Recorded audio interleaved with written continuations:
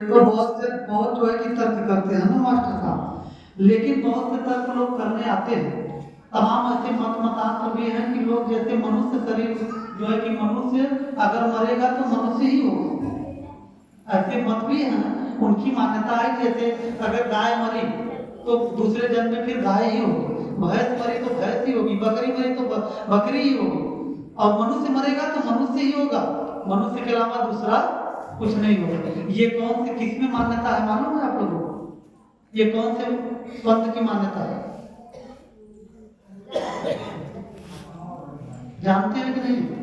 आप लोग नहीं जानते हैं। ये मान्यता है जो है कि ब्रह्म कुमारी वन्य कुमारी ओम शांति, इनकी मान्यता है कि मनुष्य मरता है तो मनुष्य का जैसे गेहूं बोएंगे तो गेहूं ही पैदा होता है, और धान बोएंगे तो धान ही पैदा होता है।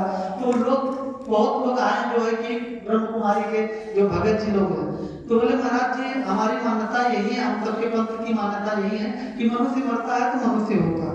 तो हमने कहा भैया जो है कि आज के जो है कि लगभग 50 साल पहले जो है कि भारत की जनसंख्या कितनी थी या विश्व की जनसंख्या कितनी थी? तो फिर भैया जो है कि मनुष्य जितने मरते थे उतने जन्मे तक मनुष्य तो बहुत कई गुना ज्यादा लोग मनुष्य बढ़ गए, ये कहाँ से बढ़ गए? अब शायद पता नहीं कोई तर्क किया होगा कि नहीं किया, मैं किया तो फिर उनकी गोली बंद हो गई। हमने कहा मुझे समझ नहीं आ रहा है कि अगर मनुष्य मरता है तो मनुष्य ही होता है, तो हमें जरा बताइए आप कि मनुष्य की संख्या इतनी ज्यादा क्यों बढ़ गई, कहाँ से बढ़ गई भाई बताइए आप। तो ये जो है कि प्रकृति का ये उसका संविधान है, या परमात्मा का ही मान लीजिए संविधान है, उसके संविधान से ही जीवन चल रहा है, ये संसार चल रहा है।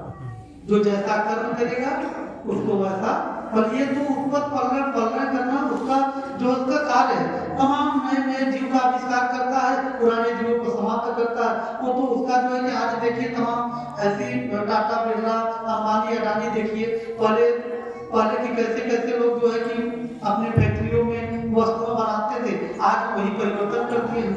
आज पहले मोबाइल जो है कि सिंपल मोबाइल बनाते थे, आज एंड्रॉइड मोबाइल बना रहे हैं। तो फिर तो उत्पत्ति प्रलय होना ये प्रकृति का नियम है, और हम सबको इस पर भी चिंतन करना चाहिए।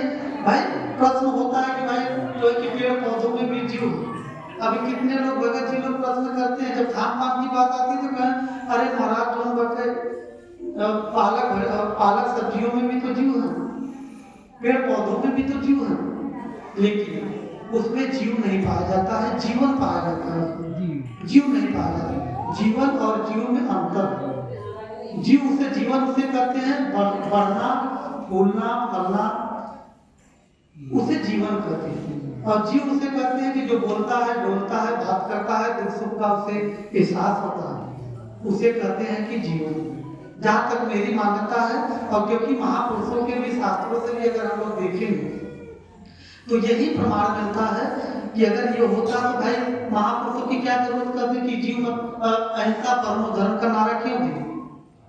अगर कहते कि भैया जो है कि तत्ववीर जितने भी साधु संत हैं सभी अब जो है कि हिंसक हो गए, सब लोग भी तो हत्या कर रहे हैं। तो इसलिए पालक भाजी ये जो भी जितने भी ये वनस्पतियों में आता है, और शायद डिस्कस करेंगे तो बहुत ये प्रश्न का तो जो है कि जितना प्रश्न निकलता चला जाएगा, और उसका एक ही जो है कि समाधान है कि भैया साइंस जो खोज कर रहा है, विज्ञान जो खोज कर रहा है, हम सबके सामने रख रहा है, लेकिन हम लोग यही कहें कि भाई उसमें भी तमाम लोग तर्क देते हैं, जो है कि टीचर आते हैं, प्रोफेसर आते हैं, बहुत से तर्क होती है, और तर्क में भी अपने प्रश्न रखते हैं, हम भी अपने उत्तर देते हैं, वो भी अपने उत्तर देते हैं।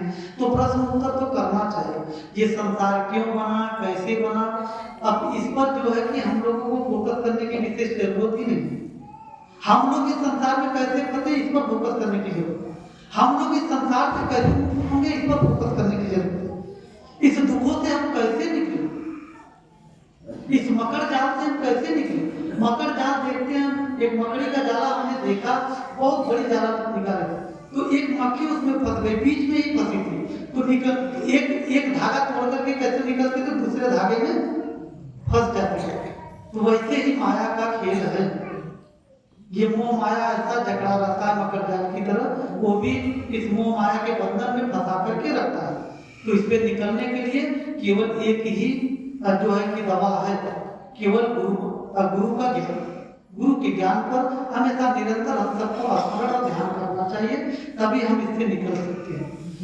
और ये शायद पद पूरा कर दें और इसी पद के बाद हम अपने वाले को देखेंगे जी। आवत जात बहुत दिन बीता, अजहू चेत मन माहिर, और अब की बार पद के परिचय बिन फिर 84। अपने परम पद को,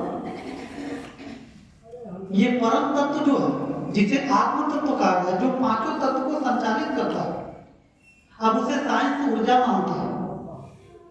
मास्टर साहब इस शरीर को संचालित क्या करता है? संत महापुरुष कहते हैं जीव आत्मा, ब्रह्म कहते हैं, लेकिन साइंस इसे ऊर्जा मानता है। तो ऊर्जा मानता है, दोनों बात तो एक ही। साइंस मानता है कि एक ऊर्जा इसको संचालित कर रही है, वही ऊर्जा को संत महापुरुष कहते हैं कि जीव आत्मा, आत्मा ही शरीर को संचालित करता है। ये पांचों तत्व हमारे अंदर है, लेकिन अगर जीवात्मा निकल जाए या ऊर्जा ही साइंस के ही दृष्टि से देखिए ऊर्जा निकल जाए तो 2-4 घंटों में इसमें बदबू आना चालू हो जाएगा इस तरह। तो इससे सिद्ध है कि उसी परम तत्व के नाते जिसे आत्म तत्व कहा गया, उसी आत्म तत्व को हमें पहचानने की जरूरत है। और कम से कम आधे घंटे 1 घंटे जो भी समय निकल सके उस समय जरूर आप लोग साधना में उतरे और सच्चे साधक आप लोगों को बनने की जरूरत है। और यही मेरा आग्रह है, हमारी माताओं बहनों को विशेष निवेदन है, आप लोग भजन करिए परमात्मा का, देखिए भूत प्रेत चुड़ैल चांडाल हरम बरम सब भाग खड़े, कोई न रह जाए जीवन में। लेकिन तू लोग भजन ना कर, तू लोग भजन कर पड़ोसी, तू लोग भजन कर पड़ोसी के पतोहू, पड़ोसी के बिटिया कर, पड़ोसी के लड़कन कर, और पड़ोसी के धन दौलत, यही तो भजन कर। तू लोग तो परमात्मा का भजन ना कर। तो इसलिए विशेष आप लोगों का आग्रह है, तोहरे लोगों के दुख हम झेलत। वही हम इसे चर्चा करते रहे कि भैया जब सारे गृहस्थ जीवन अगर हम चॉइस किए होते तो एक घरे के बवाल हो जाता। अब संन्यास धारण कर लिए, अब 1000 घरे के बवाल हम लोग अब क्या करेंगे? अब आप लोग हमारे परिवार हैं, तो जो हमसे सेवा हो सकेगा सेवा करेंगे, लेकिन आप लोग मेरी सेवा न लेकर के आप लोग परमात्मा का भजन करिए, सब दुखों से आप लोग मुक्त हो जाएंगे। जो धन दौलत लक्ष्मी आप चाह रहे हैं, जो भूत प्रेत आप चाह रहे हैं कि हमारे जीवन हमारे घर में कोई न रहे, तो निश्चित है कि आप लोग परमात्मा का भजन करिए और निश्चित है कि आपके जीवन से सारे जो ये शक्तियां आप लोग मान करके बैठे हैं, भूत प्रेतों की शक्तियां, वो सब समाप्त हो जाएंगी। परमात्मा को जान लीजिए, परमात्मा का ध्यान करके बैठिए। 10 मिनट आप लोग शाम को बैठिए और जो है परमात्मा का स्मरण करिए, जो आपको ज्ञान मिला है संत गुरुओं के द्वारा, बस उस पर आप लोग ध्यान करिए। देखिए आपके जीवन में परिवर्तन होना शुरू हो जाएगा, आपके स्वभाव में आपको चेंज आने लगेगा, आपकी वाणी में मधुरता आने लगेगी, और जो है कि आप किसी से भी लड़ाई झगड़े करने की इच्छा ही नहीं होगी। और जो आप संकल्प लेंगे सच्चे मन से, वो संकल्प आपका पूरा होगा।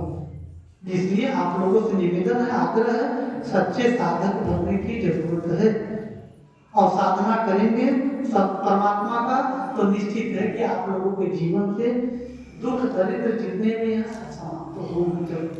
और राक्षस हर युगों में रहेंगे, परेशान करने वाले हर युगों में रहेंगे। और जो है कि एक भैया जी आए यही पड़ोस के, जो है कि बनकट, बोले महाराज जी आप बहुत जाते हैं, तो हम जो है कि आसपास गांव में जाते हैं, क्षेत्र में जाते हैं, तो बड़ी आपकी प्रशंसा होती है और बड़ी चर्चा आपकी होती है। आप आए तो बहुत आपने आपके सेवा से बहुत ही कुछ बना। हमने कहा भैया मुझे तो श्रेय आप दीजिए मत, क्योंकि जिस दिन श्रेय अगर मुझे देंगे मैं ले लूंगा सर, उसी दिन जो है कि ये जो है कि अभिमान हमारे अंदर व्यक्त हो जाएगा। मुझे श्रेय की जरूरत नहीं है। बोले महाराज जी लेकिन आपके कुछ पड़ोसी जो है बड़ा नाराज आपसे रहते हैं। हमने कहा है भैया? तो बोले कि पता नहीं क्यों आपसे नाराज रहते हैं। हमने कहा भैया जब ये लूटत खा रहा सब सदियों से लूट खा रहे थे अभी बाउंड्री वाल हो गया तो भैया वो जो है कि हमारा तो हत्या कर देना चाहिए, तो गालिए गलौज दे तो वो बहुत बड़ी बात है। उनको दुख नहीं होगा, कष्ट तो होगा, पीड़ा तो होगा। आज सदियों से चाहे बौद्ध मठ देख लीजिए, नष्ट किया गया। ये जात पात धर्म मजहब से कि मेरा दुकानें चले, मुझे धन दौलत मिले, मेरी परंपरा चले, बाकी किसी की परंपरा ना चले। आज इतिहास उठा करके देखिए, इतिहास गवाह है, बहुत भिक्षुओं का कत्लेआम किया गया।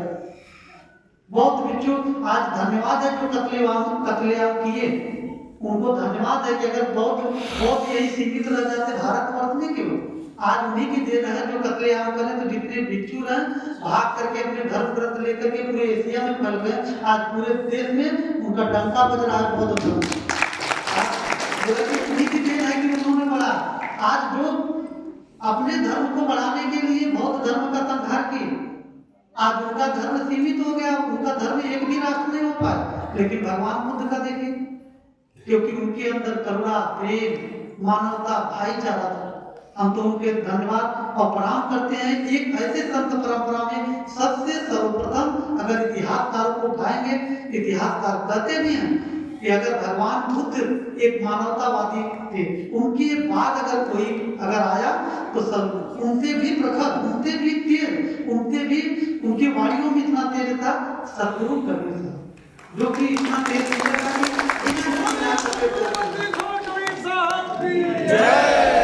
कि सबका कमान संत परंपरा भगवान बुद्ध से ही चला है। संत परंपरा, ज्ञान परंपरा भगवान बुद्ध से ही चला है। और भगवान बुद्ध हमें आप कबीरपंथियों से, बहुत लोगों से, भगत लोगों से शिकायत रहता है, क्योंकि हमारे संतों से भी मुझे शिकायत है। इसलिए कि अगर भगवान बुद्ध का नाम लेने से ना जो है कि 104 डिग्री बुखार हमारे संत लोगों के कुछ लोगों के चढ़ जाए। भगवान बुद्ध की, अरे भाई भगवान बुद्ध का आपने उनके ग्रंथों का कभी अध्ययन किया है? जिस दिन अध्ययन करेंगे तो ज्यादा फर्क आप सतगुरु कबीर के और भगवान बुद्ध के विचारों में आप ज्यादा फर्क नहीं पाएंगे। इसलिए भगवान बुद्ध के जो विचार थे आज पूरे देश में डंका बज रहा है। आज तमाम देश में, ऐसे भारतवर्ष में जैसे हिंदू समाज है और इस्लाम जो है कि और भी जो है कि बौद्ध समाज है, ऐसे बौद्ध समाज जो है कि पूरे विश्व में फैले हुए, हर देशों में कई लाखों की संख्या में बौद्ध है। लगभग 27 देश तो उनका निजी जो कि बौद्धिस्ट देश है, क्योंकि वो कभी किसी के प्रति राग द्वेष ईर्ष्या नहीं की। यहाँ तो भैया जो बात है, बहुत से शास्त्रों में ऐसा प्रमाण भी है कि शूद्रों को और स्त्रियों को शिक्षा नहीं लेनी चाहिए। ये प्रमाण है कि शूद्र और स्त्री को शिक्षा नहीं लेनी चाहिए। और हमारे बहनी लोग, माता लोग तो जाएंगे क्यों माता के को, और जब इतिहास पढ़ेंगे तो आप लोगों को समझ आएगा कि कितना अपमान हमारे धर्म